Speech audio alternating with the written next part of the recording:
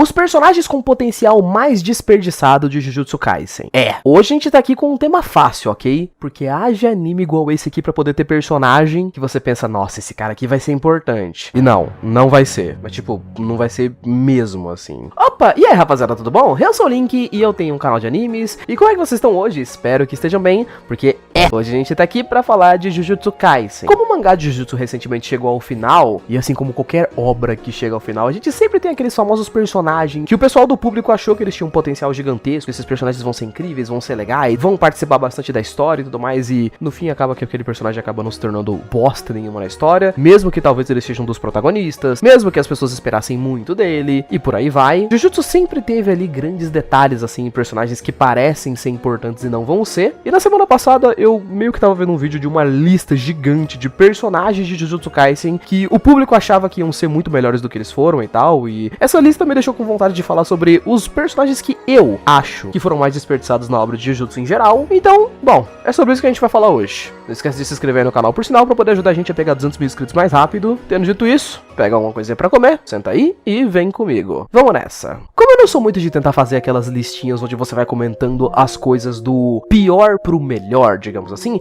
eu vou começar essa lista aqui já com os dois personagens que eu considero como os maiores potenciais patéticos, assim, os maiores fracassos de Jujutsu Kaisen, começando por ele, o famoso, o homem com 0 feitos, mais 5 milhões de falácias, Megumi Fushiguro. Vou ser honesto aqui com vocês, ok? Que a grande razão do potencial desse personagem aqui ser tão desperdiçado assim é principalmente pelo hype que a história deu pro personagem do Megumi. Se vocês forem relembrar coisas como a primeira e a segunda temporada da história, por exemplo, vão se lembrar de que eu acredito que hoje em dia a gente tem um consenso de que os personagens mais importantes e impactantes de Jujutsu Kaisen são o Sukuna e o Satoru Gojo, né? Que vale se lembrar, ambos colocavam mó hype em cima do personagem do Megumi, com o Gojo sendo o professor dele, dando toda uma ideia de que o Megumi seria um próximo Gojo, né? De que seria tão forte quanto ele, de que se ele treinasse bastante ele poderia até superar o Gojo em quesito de força, e o próprio Sukuna também fazendo planos ali pra poder usar a técnica poderosa do Megumi a favor dele, pra poder usar pra ganho próprio e tal.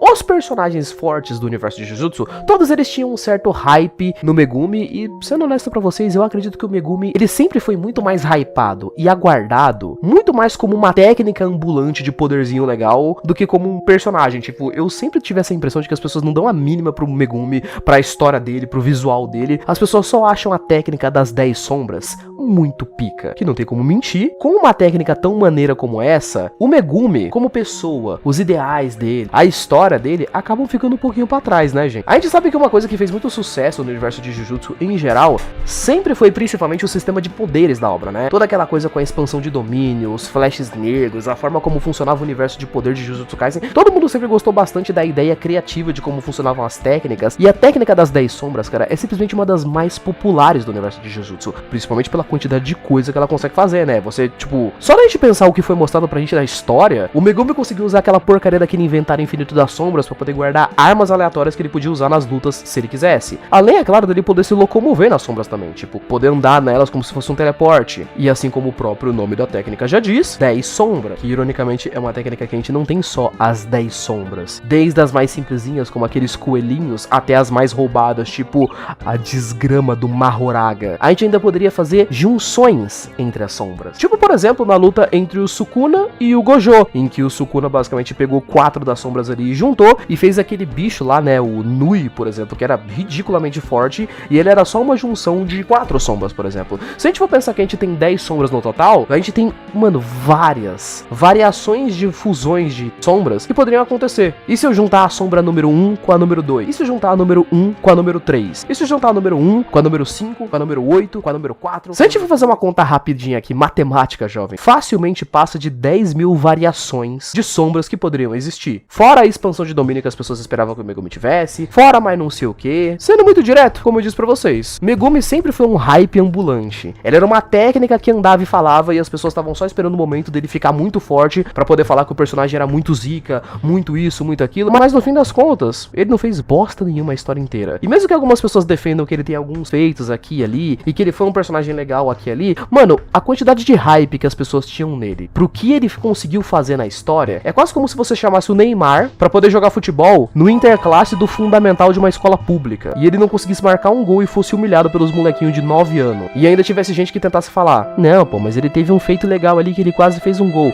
Não, gente, o Megumi é muito bucho, tipo, extremamente. Mas é claro, que apesar dele ser o maior desperdício de potencial da história, ele com certeza absoluta não é um dos personagens que mais foi jogado de escanteio nela também. Nobara Kugisaki. Essa aqui foi tratada que nem bosta, viu? Acho que primeiramente pra gente poder falar da personagem da Nobara em si, jovens, a gente tem que ser bem sincero com uma coisa aqui, vai? A Nobara, desde o início da história, quando ela aparece ali pela primeira vez, ela não tem nem metade do potencial que o Megumi tinha. E vamos ser sinceros também que as pessoas nunca esperaram grande coisa da personagem por sinal. Mas, como uma personagem do grupo principal ali, dos protagonistas da história, todo mundo começou a pensar na ideia de que ela obviamente ia aparecer muito na história. E se ela ia aparecer muito, automaticamente ela ia se tornar um personagem da hora em algum momento. Claro, com um detalhe muito interessante pra mim, pelo menos por sinal, que é toda aquela questão da personagem lembrar bastante as propostas iniciais dos 3 personagens principais da história, sabe? Tipo, tinha todo um negócio meio filosófico quando o Itadori foi introduzido, que era como os personagens principais de Jujutsu viam aquele mundo, digamos assim, sabe? Eles tinham um paralelo bacana entre eles. O Itadori com toda aquela coisa de querer salvar as pessoas, ele queria dar uma morte digna pra todo mundo, não importava que pessoa fosse. Assim como o Megumi, por exemplo, era um cara um pouco mais rígido e seletivo por conta da história dele, né? Tipo, ele queria dar uma morte digna pras pessoas, só que só pras pessoas que ele julgava que fossem boas, merecedoras de uma morte justa. E a Nobara, ela era uma personagem ironicamente muito parecida com o Gojo. Ela cagava fortemente pra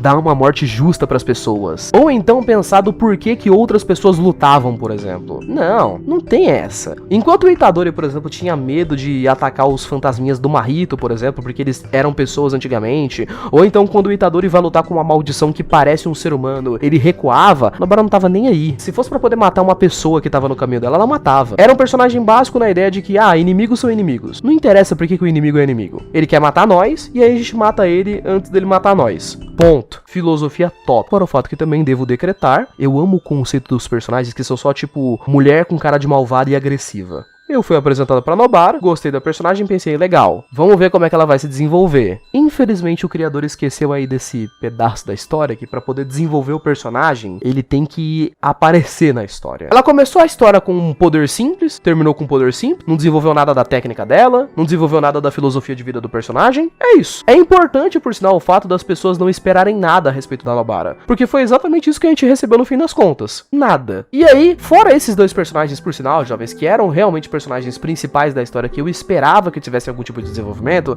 nós tivemos personagens que, vale se destacar na história, tiveram um desenvolvimento legal, ou pelo menos quando eles apareciam, eles eram maneiros. Como, por exemplo, o personagem do Yuta, que sempre que ele aparecia eu ficava feliz, porque o moleque é liso demais. Ou então, por exemplo, o próprio personagem da Maki, que também era um personagem, digamos assim, meio secundário, só que ela teve todo um arco com um desenvolvimento bem interessante ali, e ela apareceu bastante na história, o suficiente, pelo menos, pra gente pensar que ela foi mais útil do que o Megumi e do que a Nobara na história inteira, então tá tudo certo. Fora esses personagens principais, a gente ainda tem alguns outros, por exemplo, que eram aqueles famosos secundários de luxo, que aí eu acredito que era mais hype das pessoas mesmo em acharem que eles iam ser muito mais importantes do que eles realmente foram. Uns exemplos aqui pra gente poder fechar interessante: Hajime Kashimo, por exemplo, o famoso deus do trovão. Esse daqui nem chegou a aparecer no anime até agora, mas nossa, eu nunca vi um personagem com um hype tão grande assim das pessoas que fez bosta nenhuma na história. Hajime é basicamente aquele cara que apareceu bem no finalzinho do jogo da Bate, o famoso feiticeiro que veio direto ali das eras antigas e tudo mais. Teve uma luta muito da hora com o Hakari, que todo mundo pagou pau, inclusive, que vale seu destaque. Hakari e Hajime, 2 personagens que as pessoas esperavam muito mais deles do que realmente eles apareceram na história, né? O Hakari é o famoso apostador infinito, que desde que ele apareceu as pessoas pagaram um pau pra ele, o maluco luta dançando, tem poder de aposta, nossa, ele é muito pique e tal, vai fazer um monte de coisa na história, e aí não, mano, ele teve 2 lutinhas, uns momentos engraçados e o último arco da história inteira. O maluco ficou desaparecido com uma luta que aconteceu fora de tela. Aí, faltando 3 capítulos pra poder acabar a história, ele voltou, falou que já tinha acabado a luta e é isso aí. O maluco simplesmente entrou, virou um dos personagens mais populares da história com 1, 2 lutas, não elaborou, não fez mais bosta nenhuma na história e foi embora. Tá lá. Fora o famoso Hajime também, o grande deus do trovão, que na luta do Sukuna ele teve uma relevância ali excepcional, né? Tipo, a transformação dele deixou ele tão, mas tão rápido que o cara conseguiu morrer em menos de 10 páginas. Isso é que é um personagem rápido de verdade, irmão. O cara é tão rápido que até a participação da história foi rápida. A morte dele foi rápida, o luto das pessoas foi rápido. O maior fã ali que a gente tem do Hajime, ele mal demorou 5 minutos de luto, porque é isso aí, irmão. Esse é um personagem rápido. E antes de terminar o vídeo, por sinal, eu gostaria de fazer a menção honrosa aqui, gente, em Jujutsu, que não dá pra poder fazer um por um dos personagens, mas vamos deixar aqui a menção honrosa a todos os personagens da escola de Kyoto